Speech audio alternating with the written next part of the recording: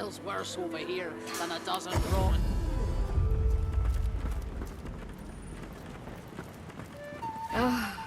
It's a fine day to be free and in love. She gives you a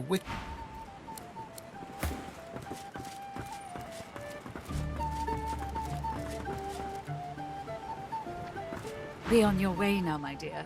Perhaps we'll have matters.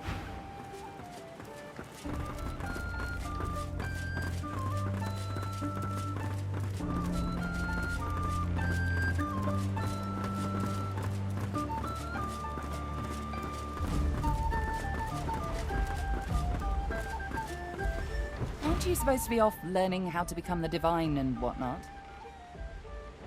Well, aren't you industrious? Of course, not everyone on the ship's manifest has returned, as you can see. Tarquin slunk off to Stone Garden, as I recall. The graveyard. Quite curious what ghastly business he's getting himself wrapped up in now. Ready to set sail when you are, Your Holiness.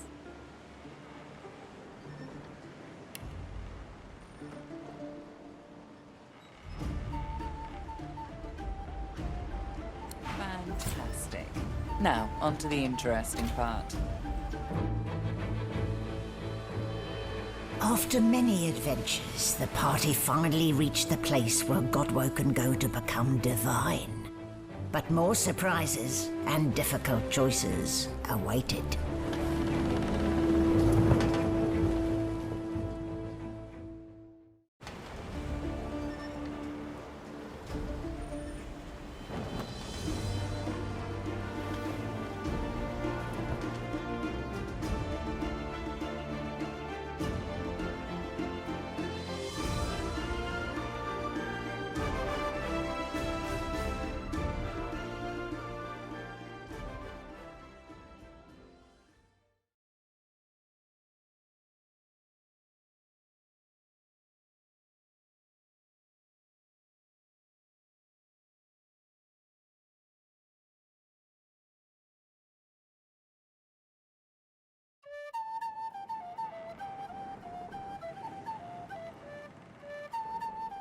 Here we are, the Nameless Isle.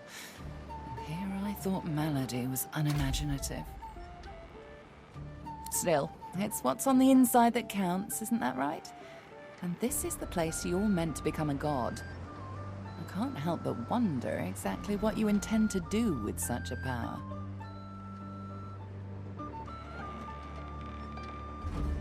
I have no doubt about that, but do remember, you can do what's good for you, too. All things in balance, you know.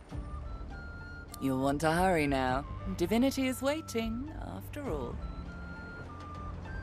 Excellent question. Normally, this place ought only to be known to Godwoken, but judging by the ships burning in the bay, there's been a breach, let's call it. Regardless of who's on the island, all that matters is who ascends. Make sure that's you. The strongest will survive and ascend. I'm hardly an expert on the matter, but I'm smart enough to put two and two together. Where there is an ocean of source, there is a well for drawing from it. To rise to divinity, you probably need to take a gulp. Though I'm sure it won't be that simple.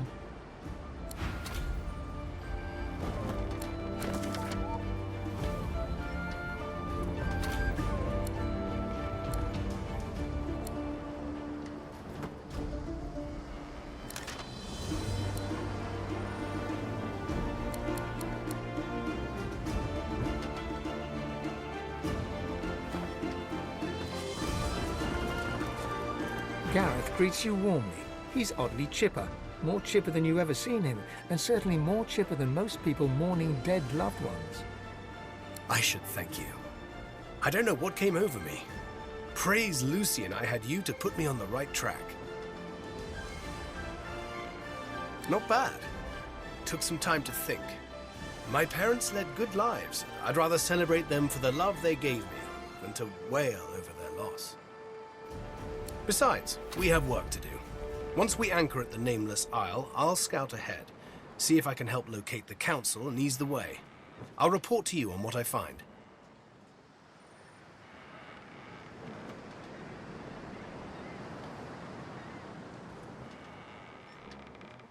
Gareth offers his farewell and hums to himself. You recognize the tune, Blessed and Bold, a hymn.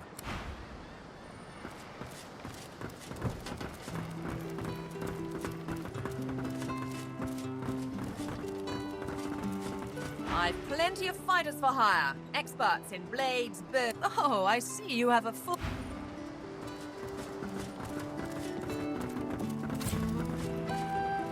Do what you must at this place, sorcerer. I don't want to linger a moment longer than necessary. Tread carefully, my dear. Those are black ring banners that I spy on the... I studied the tablet that you so generously provided. It showed me everything I need to know about creating a functional Swornbreaker. Once I have that, I'll be free of the Covenant. See those structures further inland? Remarkably like those from the caverns of the Black Pits, aren't they? Should you discover the parts needed for a Swornbreaker, please bring them to me. I'll make it worth your while. Also, you will likely encounter sworn followers of the God King on that island, I suspect. I would avoid combat if possible.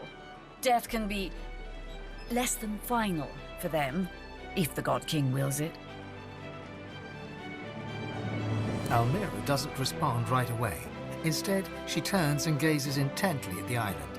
After a long moment, she finally speaks. I sense a familiar presence. The Sallow Man. Yes. He's there somewhere. Likely commanding Black Ring forces. You should seek him out. He's a foul creature, but not opposed to cutting a deal. Beware his underlings, though. If they challenge your presence, pose as a thrall of mine, and you should gain safe passage. My name should still command respect among them.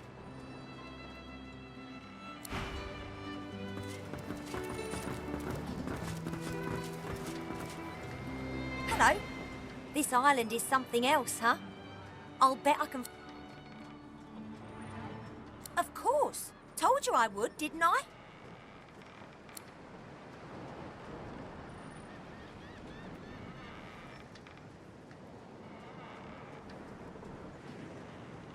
Sure thing. I'll start hunting.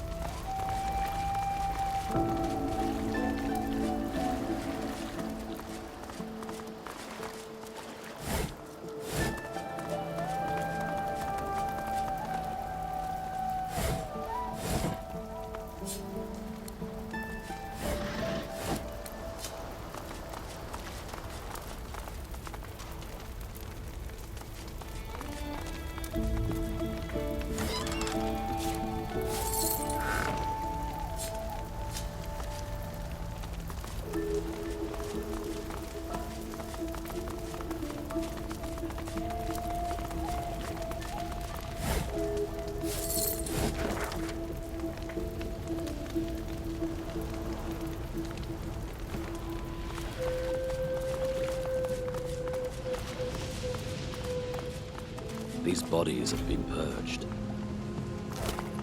Who could have done this? I suspect we shall soon find out.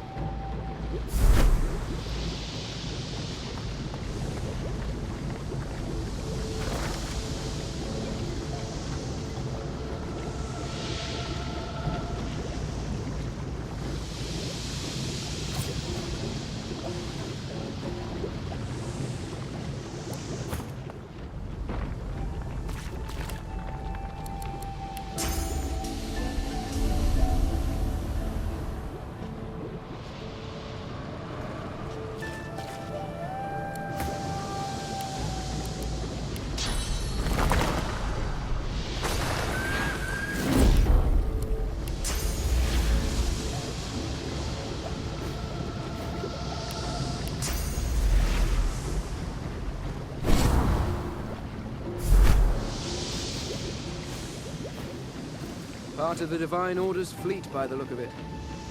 Hellfire must have rained down.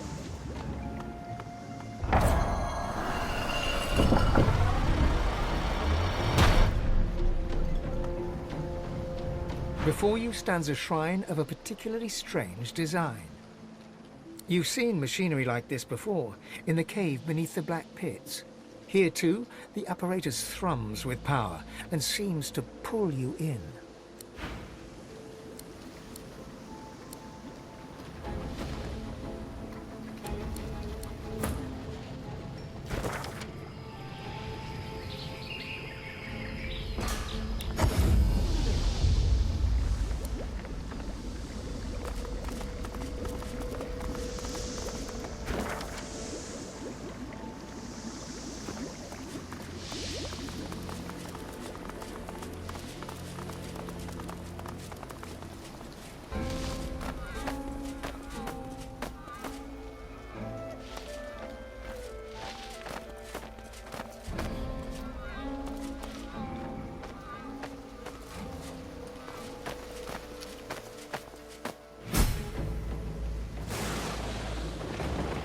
Temple in the clouds.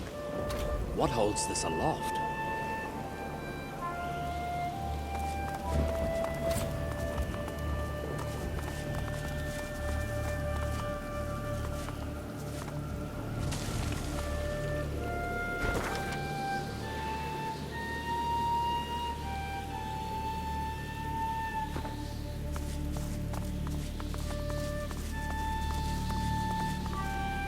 Before you stands a shrine to Amadia, her solemn face carved of ancient stone.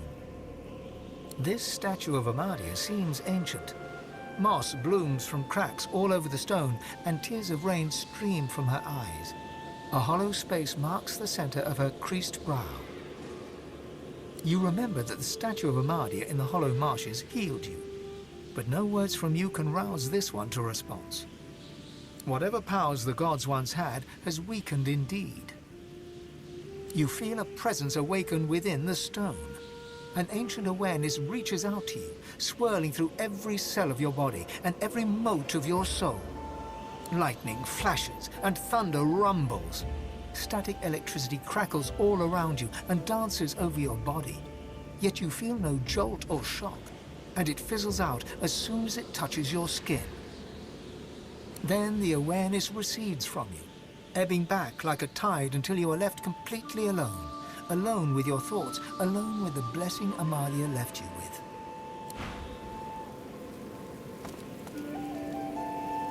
Before you stands a shrine to Amadia. This statue of a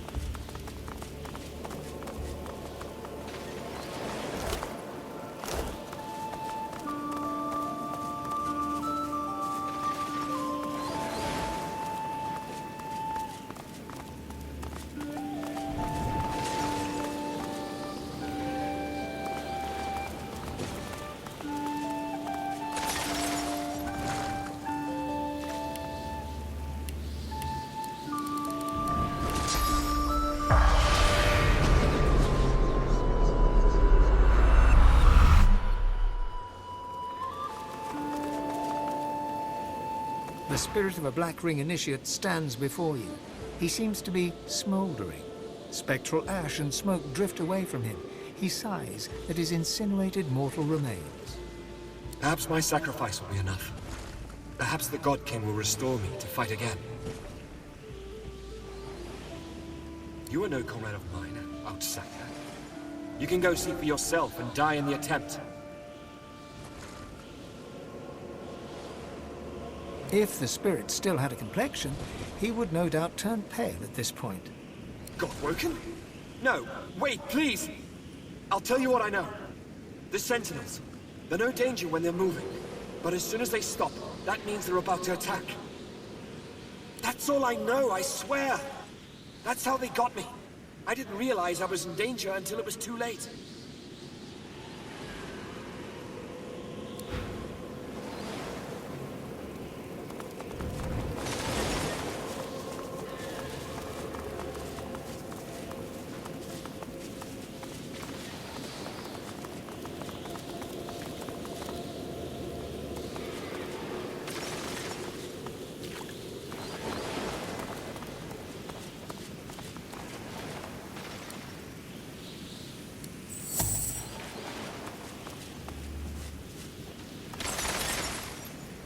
Did that cause a reaction?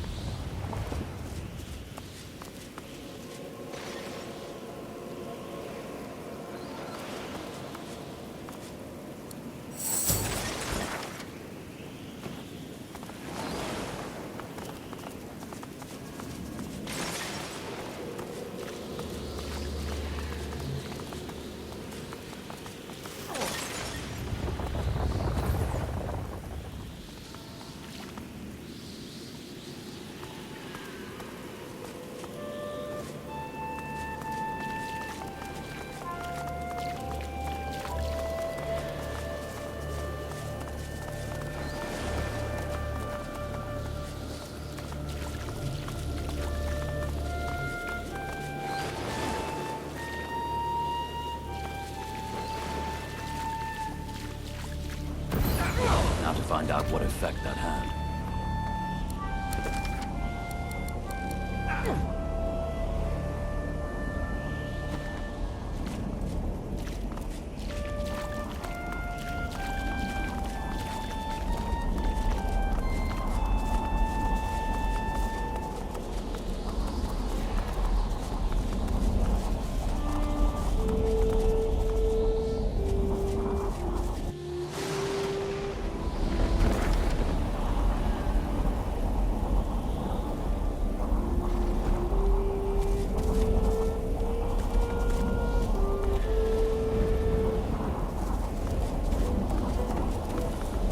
I can't make heads nor tails of this.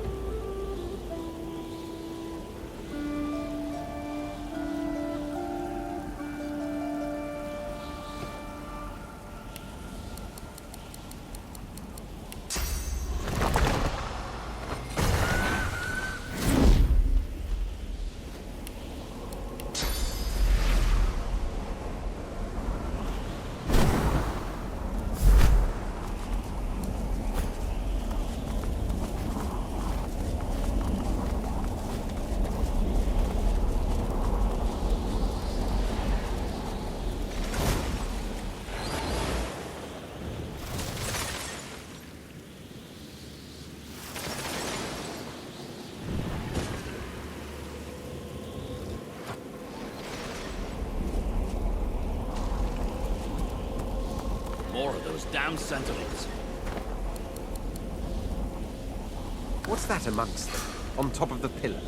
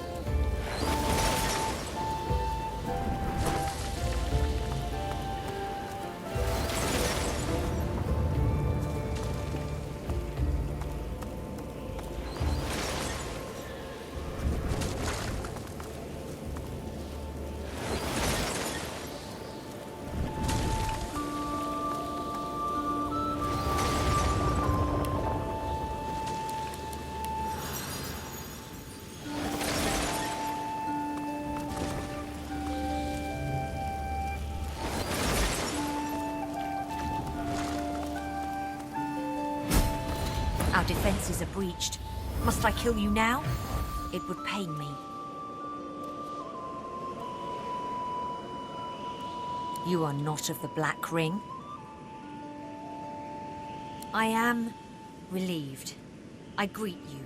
I was, Amadia's chosen champion. She gasps and bows her head in deference. Forgive me. Please, I hold this boon. It is Amadia's. It should be yours. A pair of gloves, beaten and worn, but clearly of the highest value, especially to a wizard. I came to the council to learn to be divine. I failed. I'm not made to be pursued by evil. And that's what it means to be God-woken. Afterwards, I roamed the island, as did all we fallen knights. But my worst fears came true when the Black Ring came. I fled here. I made sure the temple was defended and went to the altar. I prayed to Amadia for help, but she did not answer. I'm not ashamed to say that I hid. There is untold evil in the world, and it has reached the island. It seeks the God-woken who would be divine. I cannot bear it. Go? There is no go. I belong here. I was God-woken, but for all the evil in the world, I would not be divine. I did not search the world for the others of our kind. My place is here. Yours is inside the mountain. Amadia's altar is at the highest point. Climb to the sky and you may find it. But be warned, Amadia rarely answers now. And when she does, she sounds unwell. May she speak? She bows her head in deference and allows you to leave.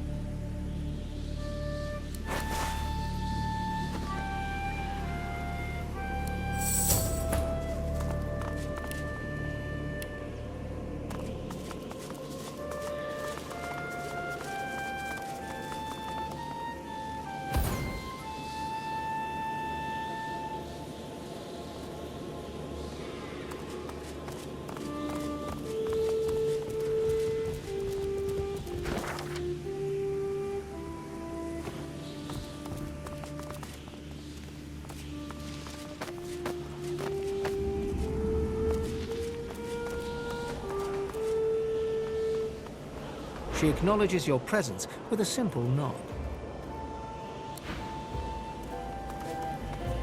A bird flits in the background as you approach the altar. Laying your hand on the weather-beaten stone, you feel a gentle heat. A sense of warmth and peace fills you. As you whisper your words, you feel the world around you melt away. You open your eyes to an old log house, a roaring fire, and a door ajar. Pushing the door open, you find a bedroom, comfortably furnished. In the middle of a bed, wrapped in blankets, is an old, shivering woman. It is so good of you to come. I'm so proud of what you have accomplished, of the hero you are becoming. You will be at the well soon, but first I must ask you for help. She leans forward, grey hair falling to frame her wrinkled face, and whispers. I am so hungry. I need to feed. I need your sauce. You feel your god tense and lunge, tearing out of your body, through your ribcage, and onwards towards the frail figure. Amadia throws her arms up to defend herself, but invisible blows rain down from all around. She rolls from her bed, tearing the curtain from the window in a panic, revealing a cool moon outside. Your god relents and returns to your body. You can feel it quivering, exhausted, and utterly spent. The room fades, but Amadia's moon remains, now emblazoned on the altar before you.